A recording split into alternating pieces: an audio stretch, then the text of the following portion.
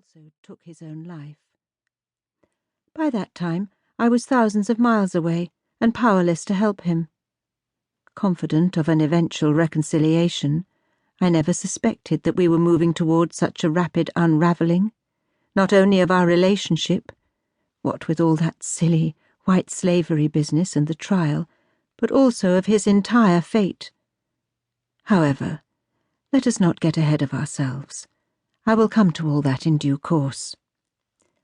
Do you know, there are times when the past is so vivid in my mind that it seems more tangible to me even than my real life. Perhaps the act of committing this narrative to paper will free me of certain recurring dreams and, God willing, diminish my eternal aching sadness about Ned Gillespie. 1. May 1888. Glasgow. Chapter 1. In the spring of 1888, it so happened that I moved from London to Glasgow, following the decease at Christmas of my aunt, whom I had nursed all through the autumn and early winter. During those cold, dark months of sick-bed vigil, London had become oppressive to me, and I grew to associate the place with death and dying. After several months of mourning had elapsed, I began to yearn for a change of scene, and so I decided to undertake a trip of some description, using a portion of the funds conferred upon me by my maternal grandfather, who had died several years previously, leaving me a lump sum and a small annuity. It was to Scotland that I turned my sights.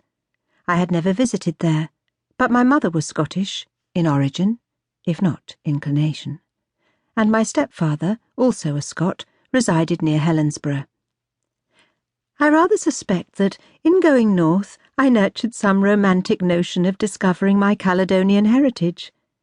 Perhaps it might be considered callous to undertake such an apparently carefree touristic trip so soon after one's close relative has passed away, but please understand that neither my mind nor my heart were carefree.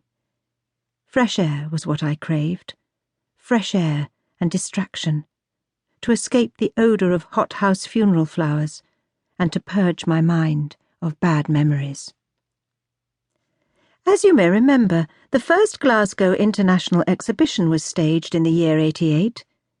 For several months the newspapers had talked of little else, and it occurred to me that some solace might be found in a sojourn to the magnificent spectacle that was said to bestraddle both banks of the River Kelvin. Thus, in the second week of May, having closed up my aunt's little house in Clerkenwell, I took the train to Scotland.